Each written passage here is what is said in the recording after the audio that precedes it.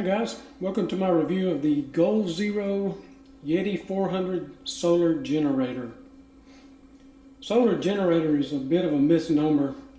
This has become the preferred term used to describe a battery plus power inverter combination that can be recharged directly via solar panels. Actually, this Yeti 400 can be charged in multiple ways. First way would be by hooking up directly to the input here via your Nomad 20 solar panels. Those are the recommended panels used to charge the Yeti.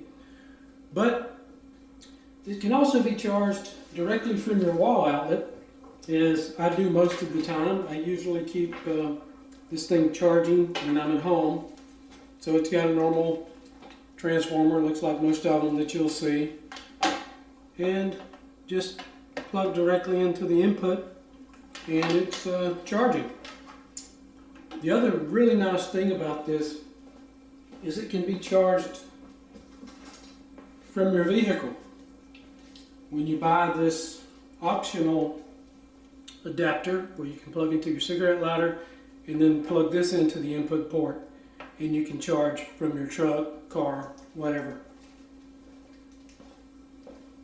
So, I know what a lot of you are probably thinking. You're probably thinking, Bamba boy, you could have easily built something like this yourself. And I have seen a lot of videos on YouTube, people doing DIY projects, taking a battery box and a battery, a power inverter, buying some cables and connectors, and basically rolling their own. But truthfully, I wanted something of a little better quality than that. And after looking around and searching the internet in various places, I found the Yeti, and really it was the display and the versatility of the whole thing that sold me on it. So looking at the display further, this is one really nice feature of the Yeti. It shows both input and output power being sourced and supplied. So currently I disconnected the input so there's no input, but let's say I plug in my iPad, for instance, and turn on the USB port. We can see that we're drawing all of 3 watts maybe on a fully charged iPad, so there's not going to be a lot there. But you can also, as I said, use the AC, the power inverter over here.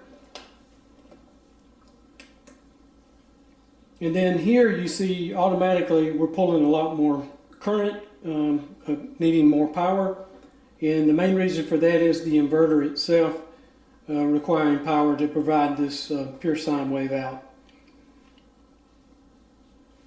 Another nice feature of the display is, let's say you're not really interested in what the wattage is currently, so you can hold down the display button until it flashes, and then you can scroll through the different output levels. You see here is showing I have 34.4 amp hours storage left in my battery.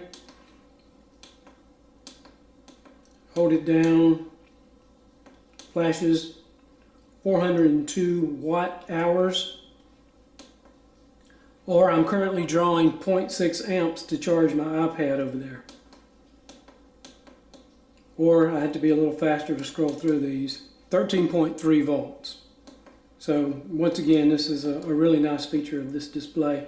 Something you're not going to have in a DIY project.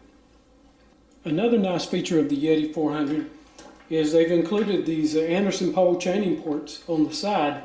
So these ports can be used for chaining batteries together. So you've got another 12 volt output here that you can charge batteries chained together at the same time. So let's talk specifications. First off, this thing is fairly heavy. The Yeti weighs in approximately 29 pounds. So it is a little hefty. As I mentioned earlier, the Yeti can be charged in multiple ways, but just to give you a breakdown, charging from the wall charger takes approximately 5 hours.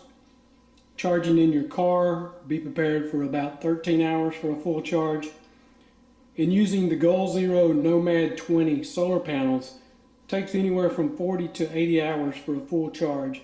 Now, of course, you can combine those together, two of the Nomad 20s, and cut it down to 20 to 40 hours. So what's inside this thing?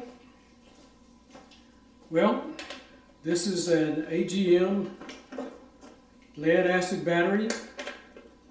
Looks like any that you can pretty much purchase off the shelf, which is a nice thing because when this battery dies, you can always replace it and still have the box and all the wonderful displays. So as you can see inside, this looks much like any of those DIY units you would see, with an AGM battery, 3 different connectors, and then down underneath where you see the heat fans is the actual power inverter. Both input and output fuses are very easily accessible once you have the battery cover off, as you can see here. So if you're out boondocking and you need to take your PC along, big honking one like I'm showing here, you can see the Yeti can easily manage that. And if you're one of those folks that can't go very long without your television, the Yeti 400 can handle that too.